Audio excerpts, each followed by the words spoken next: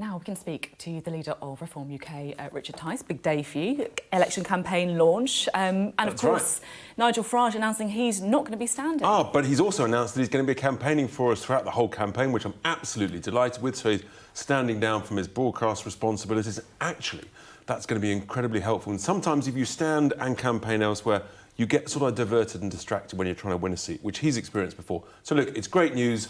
We're ready. We're going to stand 630, repeating that absolute pledge. No deals with the Tories. We're not doing that. And today's numbers, the mass immigration numbers that were confirmed by the ONS this morning, absolutely disgraceful. Complete betrayal by the Tories of all the promises that they made.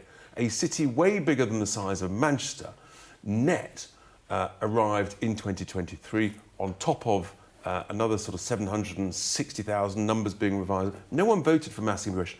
And this is the reason why people are feeling poorer, worse off, because we've got no economic growth and people are, everybody's feeling worse off. People's wages are going down. You make the point that Nigel Farage said he's going to campaign for Reform UK, he's going to be busy doing that. But I just want to read part of his statement out. He also said, important though the general election is, the contest in the United States of America on November the 5th has a huge global significance.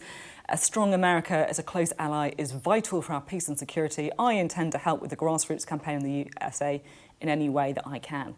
I mean, it sounds a bit like he's basically saying the US election's more important than the UK No, what election. he's saying is they're both important, and he's doing both because he's campaigning for us. Important though the general election is, then he talks about, I mean, come on, doesn't sound like he's saying that. No, it's exactly the opposite. What he's saying is they're both important. That's why he's campaigning for us. That's not what he's saying. Hear me out. And then he's saying he's going to campaign later in America because he's completely right. The US is our most important strategic ally, both from a security and defence perspective, but also from a trading perspective. Our biggest single trading partner.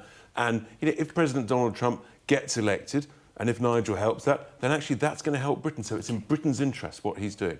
Now, you launched Reform's election campaign today against this graph. I think we can have a look at it. There you are. And you've got a graph showing immigration levels all the way back to 1066. So what were net migration levels in 1066? The truth is, there's been no net migration until about 19... Hang on. How do we know the net migration levels in 1066? We know that because the population hardly increased at all. And Hang on. Let's be very clear. The truth is, and the reality is, that the last 2 years... No, I'm not talking about the last... I am talking about... No, but I'm not. This is my interview.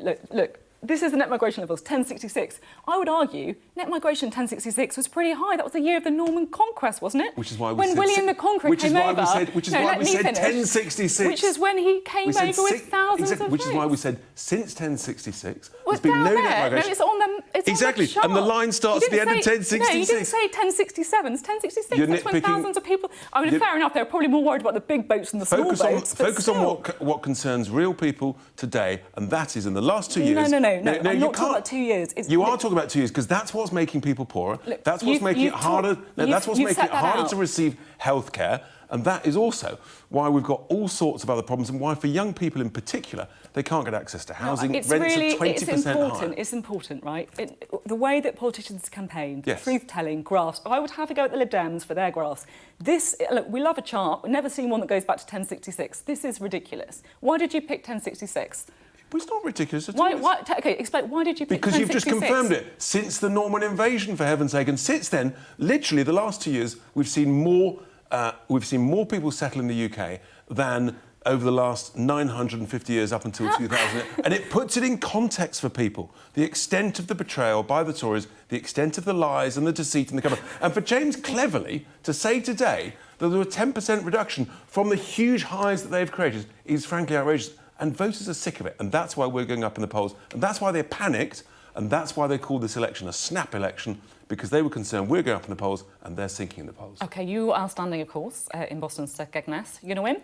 Absolutely. And I tell you, from my inbox just this afternoon, since that's been confirmed, I'm absolutely delighted. Great polling there, so we stand to win, and we're going to win seats. We're going to surprise you all. OK, and I have to ask as well, the election campaign coming ahead, how many seats do you think you can actually win? Because I'll be honest, and we can have a row about the voting system and so on, but historically, Brexit Party, UKIP, you just haven't been able to cut through in parliamentary seats.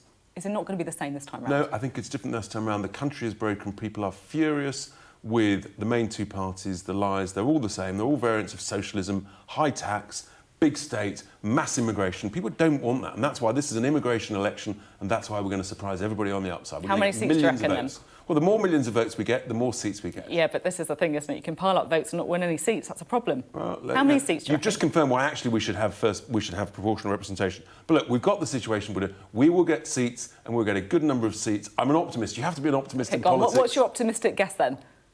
It's not a guess. I mean, you know, obviously... Oh, if you know, that's even better. If it's knowledge, go on then. No, look, I'm not going to make a prediction. What I'm going to say to people is if you want change, if you're not happy with the main two parties, if you don't want mass immigration, you've got to vote for change, vote for reform on July the 4th. Thank you very much indeed. Richard Tice, the leader of Reform UK.